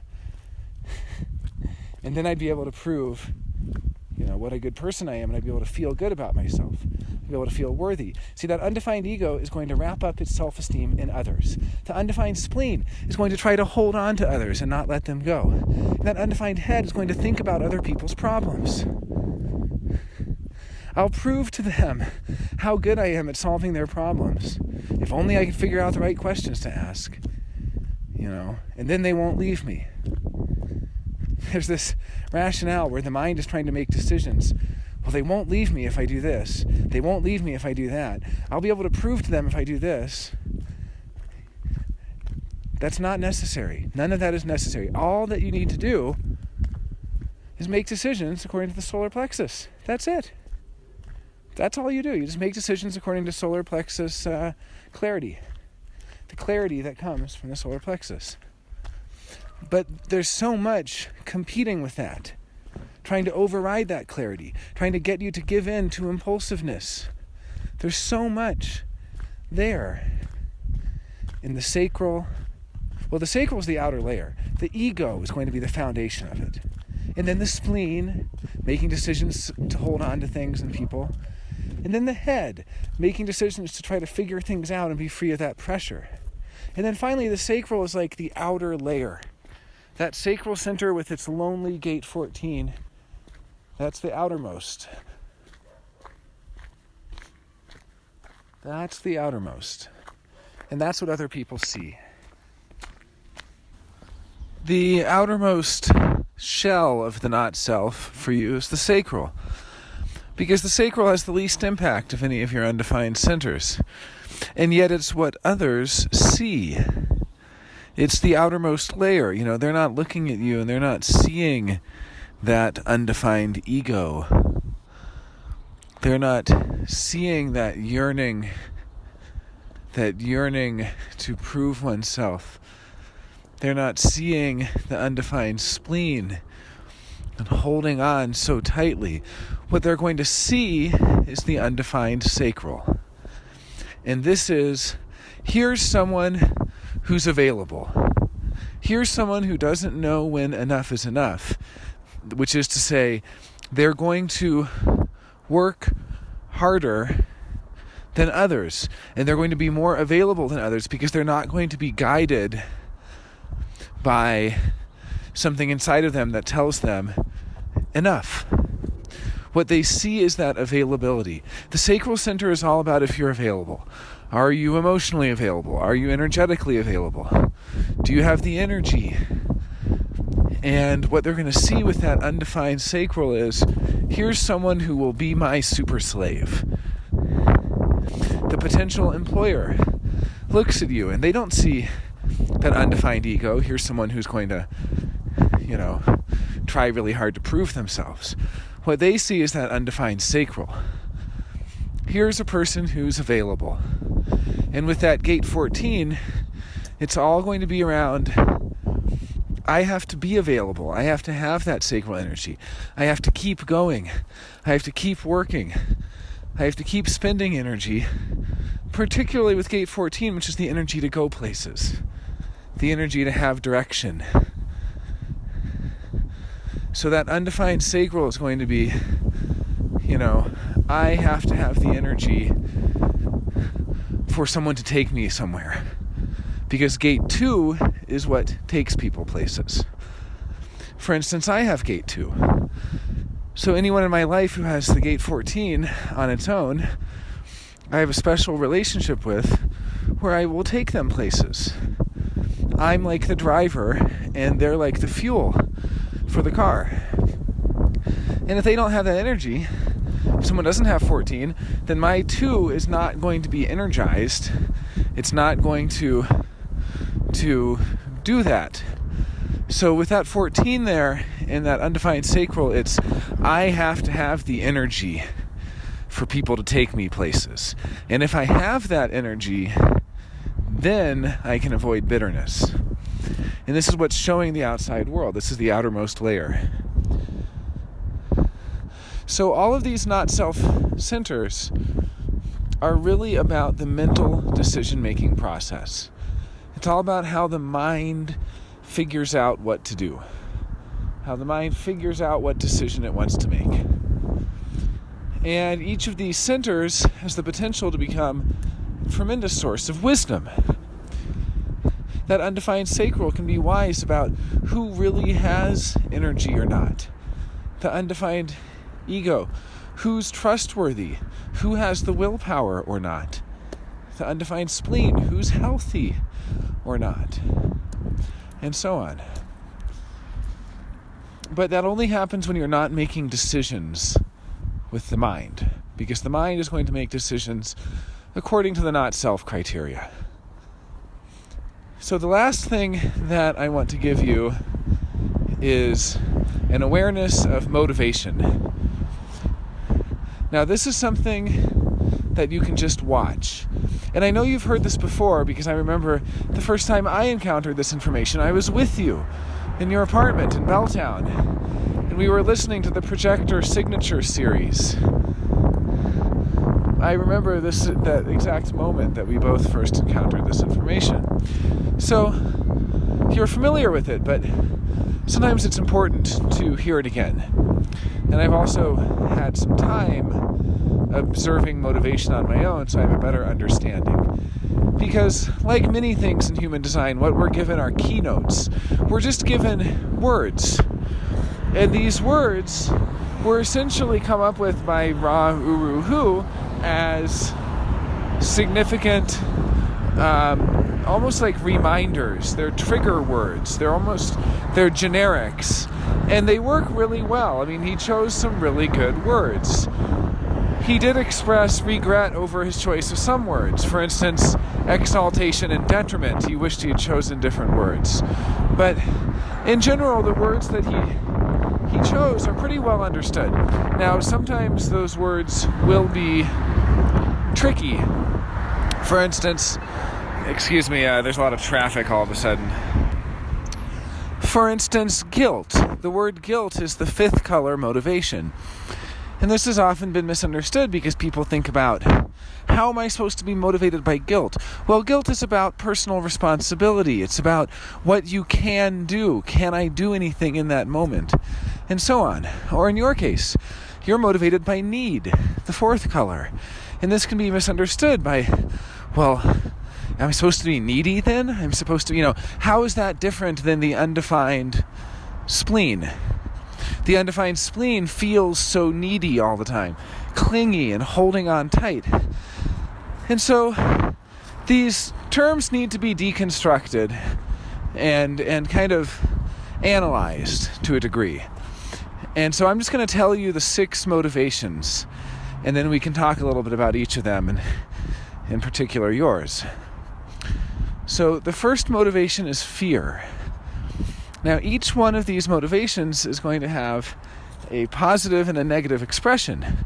So fear as a positive expression is, for someone who truly has that as their motivation, it's going to be how does this work? How can I understand this? It's basically fear that leads to intelligence. How can I make enough money to survive? How can I XYZ? And it's, how does it work? Someone asking you, how does that work? How are you going to do that? These are fear kind of questions, because it puts the person into fear. Maybe I don't know how it works. I'd better learn how it works. Or I'd better check and see if I know how it works. And so at the positive side, fear is this foundation for intelligence. However, in your case, it's the transference, because your fourth color of need transfers to the first color of fear. So in your case, you're going to have spent the vast majority of your life in the cognitively lacking fear, which is to say, when you're in transference, you don't get any of the gifts. You don't become gifted in figuring things out. Instead, you get the fear without the gifts. And fear without the gifts is something that erodes self-confidence. It's a fear that you're not going to be able to do it. It's a fear of so many things. A fear that you'll never figure it out. You'll never learn. A fear of, and on and on and on. And all of these fears. Irrational fears. Fears that the other person is going to do something that they would never do, because you don't have a good yardstick to measure what you should be afraid of or not. People who are fourth color need are afraid that the other person is going to attack them when the other person is peaceful. They're afraid, of so many things. They're afraid that the other person will misunderstand them when the other person understands them perfectly well. They're afraid that the person won't see them in certain ways, or will see them incorrectly, there's so many different fears. I mean, in my own personal experience, having been in a relationship with someone who has motivation of need, I can say that the irrational fears are things that one should never be afraid of. They're fears that are completely unfounded. And they're not actually fears of things that are worth being afraid of. So they're incorrect fears. They're wrong fears. Now, knowing this information does not get you out of fear. The only thing that gets you out of fear is need. And I'll get to that in a moment once we get to need. But the only way to get out of the transference is back to the core motivation, to the real motivation. And you'll also see that desire is behind all of the motivations except the last one, the sixth motivation. That even though desire has its own, the third motivation, desire is behind all of them. That fear is a desire to learn more, so as to dispel fear. Fear is a desire to get rid of fear. And in order to get rid of it, you learn more about it. But see, this is the thing. If your true motivation were fear, then you would get rid of the fear by learning. But because it's your transference, that doesn't work. It's a trick. It's a trap. So you have to realize, in a way, you're aligning with your correct desire. That's what this is about. It's about alignment to your correct desire. You're not supposed to desire to be free from fear. Because the moment you desire to be free from fear, you're in fear. And when you're in fear, you're going to be trying to figure things out to get rid of the fear. Because all fear is ultimately the fear of the unknown. And this is what leads to intelligence, to knowing.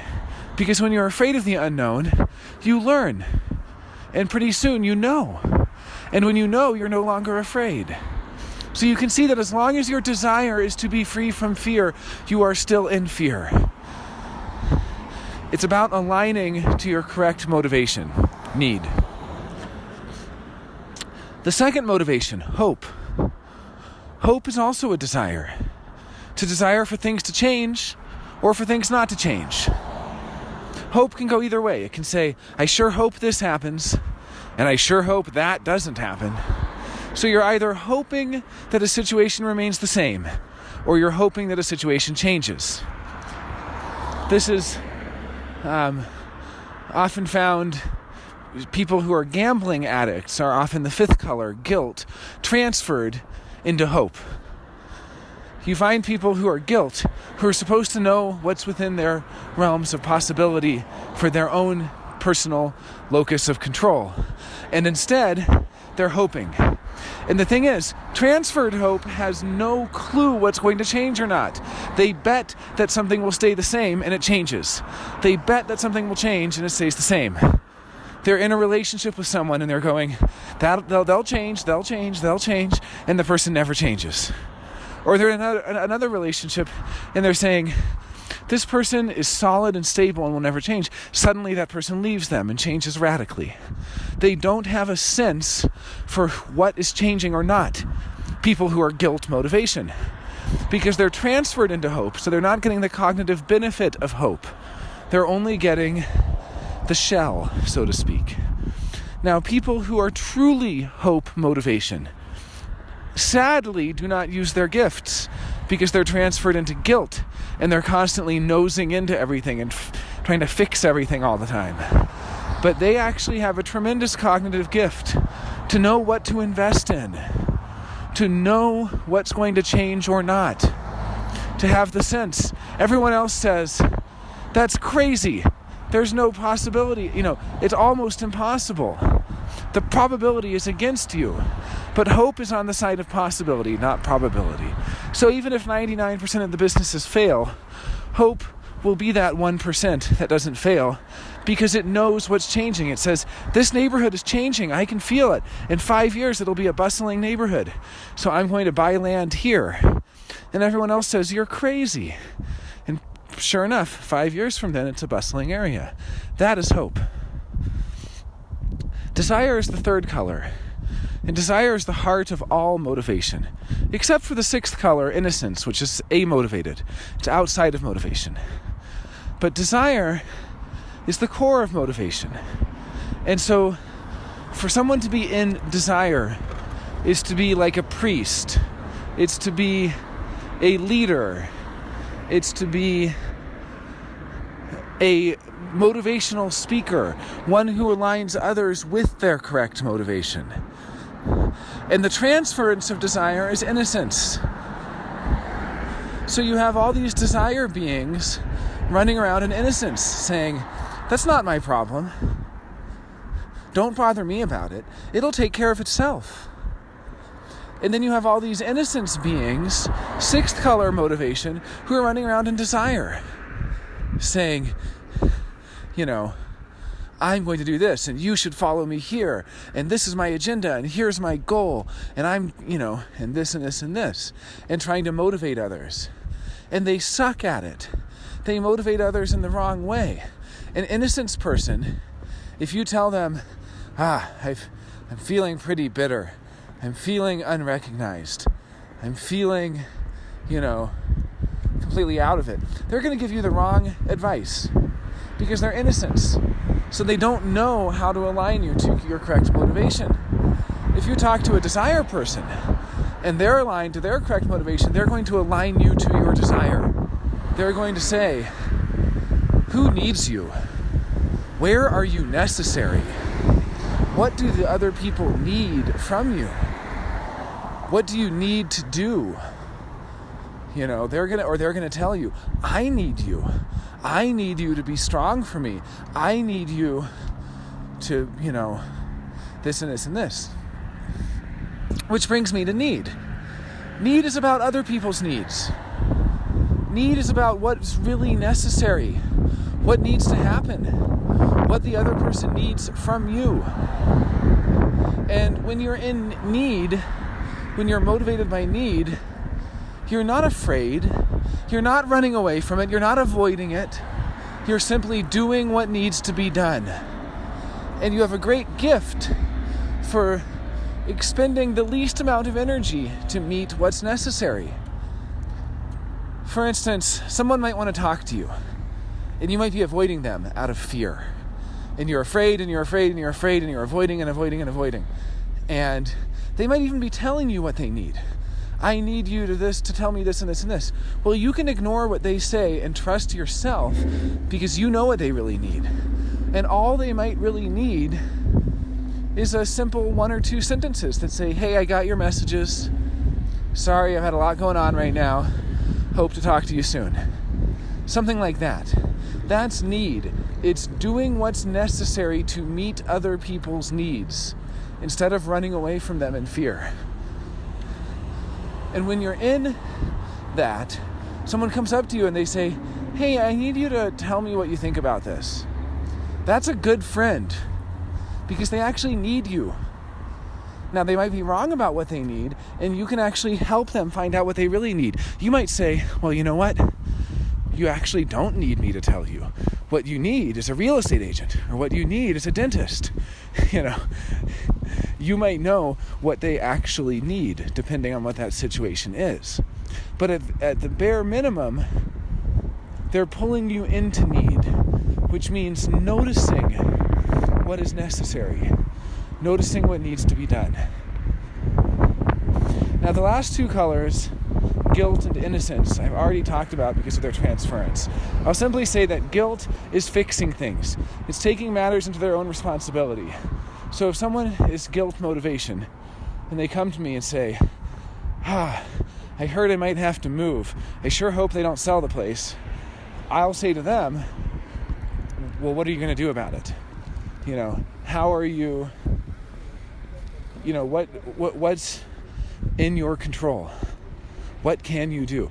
You'll find that fear, desire, and guilt are all kind of similar. And hope, need, and innocence have their own similarity. So, in any case, just about innocence. Innocence is the last one. It's outside of motivation. It says, don't bother me. I don't want to be involved. It's not my problem. So you can notice which of your friends pull you into which motivation. The fourth motivation will actually transfer to any of the other five. That's what's interesting about the fourth color. Fourth color always transfers. It's the least stable in the sense that need also has a special relationship to the other five motivations because there's a way that you can see the necessary through it. It's the same thing with my design color. My design internal, which is fourth color, is calm. Well, calm can combine with any of the others. Calm can transfer to any of the others. The fourth color always transfers. So it's something to realize that you're going to experience all of these. You're going to experience times of extreme hopefulness. You're going to experience times of guilt where you feel personally responsible and like you have to take matters into your own hands to fix them. You're going to experience all of this. And the way you stay correct is by noticing which people in your life draw you to need. Notice which people in your life make you notice what's necessary and think about what's necessary and observe what's necessary. And from there, you're able to do what's necessary. And you'll also be armed with a tremendous skill in knowing who is correct for you or not. You'll get feedback and confirmation. It'll essentially help prove to yourself, prove to your mind that it's okay to give up its decision-making power and to give it over to strategy and authority. See, the mind has to be convinced. The mind does not want to give it up. And so it will show your mind through feedback, oh yeah, I entered into this correctly. I waited for my clarity. I got emotional clarity about it. I was invited. I felt recognized, and I had clarity that I was being recognized. And then you'll be able to see, wow, this relationship that I entered into correctly puts me into need. I'm not afraid of anything. I'm simply aware of what needs to happen. I'm aware of what other people need from me. I'm aware of my obligations, of what's necessary, and I know how to operate in this world. And then you'll know that you have a true friend in this world. Again, you're not going to find that true friend with the mind.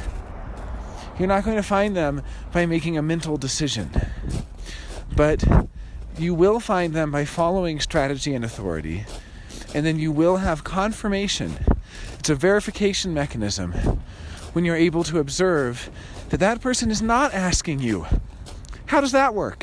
Because the second they ask you, how does that work? They put you into fear. That person instead is saying, I need this. I need that. I need a break. I need a vacation. That's the kind of thing you're hearing from them. Because you pull it out of them because you're correct for each other.